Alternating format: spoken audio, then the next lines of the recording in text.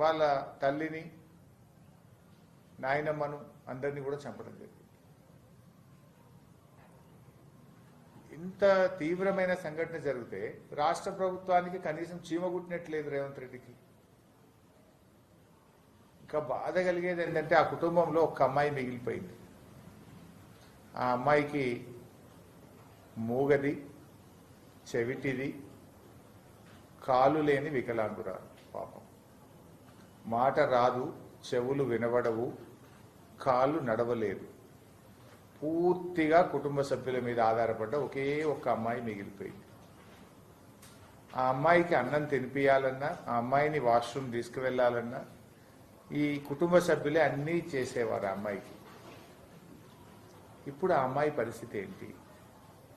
ఆ అమ్మాయి జీవితం ఏంటి? పాపం చెవులు వినబడని, మాటలు రాని, నడవలేని ఆ అమ్మాయి జీవితాన్ని ఒక్కసారి ఊహించుకుంటే గుండె చెరువవుతుంది.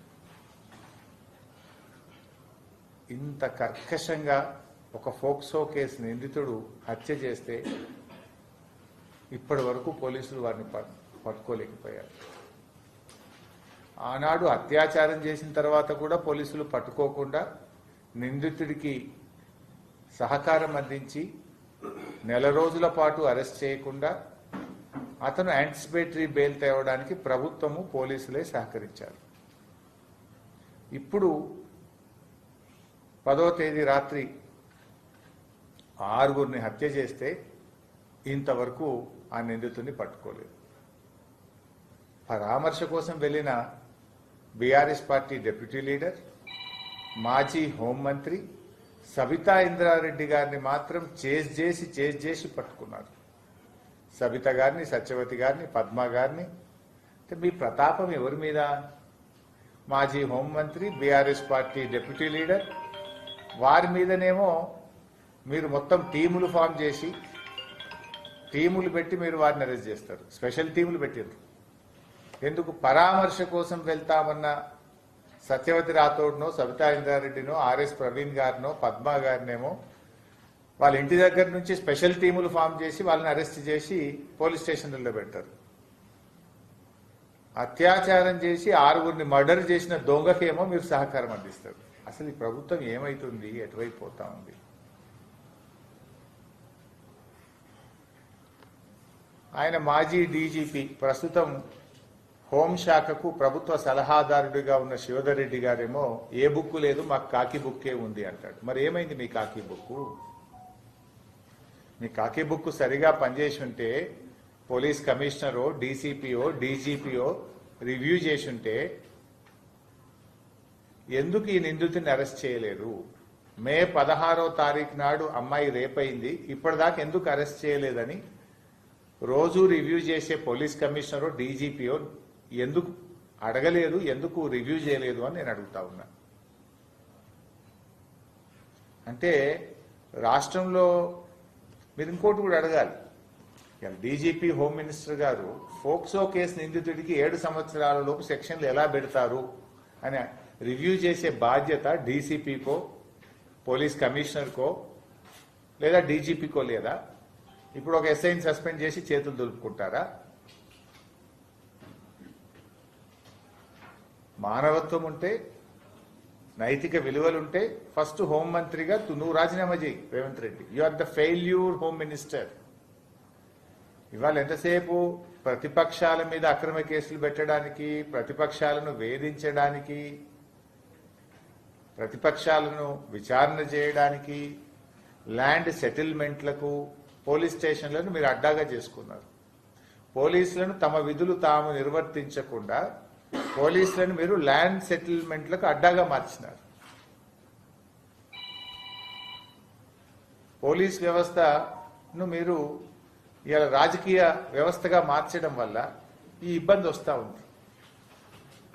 ఇప్పుడు ప్రస్తుత డీజీపీ సివి ఆనంద్ ఏమో మావోయిస్టులే మంచోళ్ళు అంటాడు. పాత డీజీపీ ఏమో ఏ బుక్ లేదు, కాకి బుక్ ఉంది అంటాడు. మరి ఏమైతుంది? అసలు ఎటుపోతుంది రాష్ట్రం? అన్యం పుణ్యం ఎరగని 3 చిన్నారులను అత్యంత కిరాతకంగా హత్య చేస్తే ఈ ప్రభుత్వానికి చీమగుట్టినట్టు కూడా లేదు. ఈ రాష్ట్రంలో ఆడపిల్లలున్న ప్రతి తల్లిదండ్రుల హృదయం ద్రవించిపోతా ఉంది.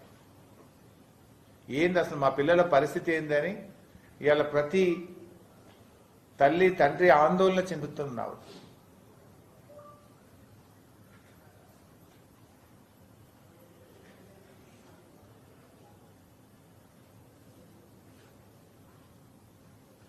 ఓదార్పు కోసం వెళ్లిన సబితా ఇంద్రారెడ్డి గారిని అరెస్ట్ చేయడం ఎంతవరకు సబబు? అంటే ఓదార్పు కోసం వెళ్లిన వాళ్ళనేమో నేరస్తులుగా చూస్తున్నారు, అత్యాచారం చేసి 6 చంపిన వాళ్ళనేమో మీకు నేరస్తులుగా కనబడతలేరు, వాళ్ళకు స్పెషల్ టీములు ఫామ్ చేయరు, వాళ్ళని మీరు అరెస్టు చేయరు. రాష్ట్రం పరువు పోతుంది. ఇప్పుడు భారతదేశం ముందు ఇటువంటి సంఘటనల వల్ల తెలంగాణ రాష్ట్రం యొక్క ఇమేజ్ దెబ్బతింటా ఉంది. Because you are the Home Minister and you are the Chief Minister. It is your failure. నేరస్తులను కట్టడి చేయడంలో ఈ ప్రభుత్వం వైఫల్యం చెందింది. ఫోక్సో కేసు నిందితుడిని నిజంగా మీరు ఆ రోజే అరెస్ట్ చేసి ఉంటే, ఫోక్సో కేసు నిందితుడికి పెట్టాల్సిన సెక్షన్లు పెట్టుంటే ఇవాళ ఈ 6 హత్యలు జరిగుండేవి కావు. ఈ 6 హత్యలు జరగడానికి కారణమే పోలీస్ వ్యవస్థ వైఫల్యం, రేవంత్ రెడ్డి వైఫల్యం. ఎందుకు ఈ మాట చెప్తున్నాం? ఎప్పుడైతే అత్యాచారం చేసిండో అతన్ని నెల రోజుల పాటు మీరు అరెస్ట్ చేయలేకపోయిండ్రు. మీరు మా బీఆర్ఎస్ నాయకులను మాత్రం చేసి టార్గెట్ చేసి మా కార్యకర్తలను సోషల్ మీడియాలో ట్వీట్ చేస్తేనో, మా బాల్కా సుమన్ అన్యాయాన్ని మున్సిపల్ ఎన్నికల్లో ప్రశ్నిస్తేనో, మా నల్ల బాలునో వీళ్ళని మాత్రం నిమిషాల్లో అరెస్ట్ చేస్తున్నారు.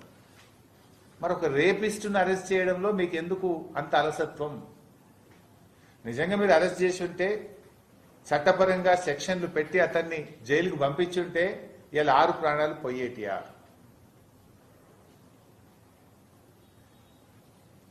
ఇది రాజకీయాల కోసం మాట్లాడతలేవు, బాధాతప్త హృదయంతో మాట్లాడుతున్నాం. ఆ కుటుంబం ప్లేస్లో మీరుంటే ఏంది పరిస్థితి?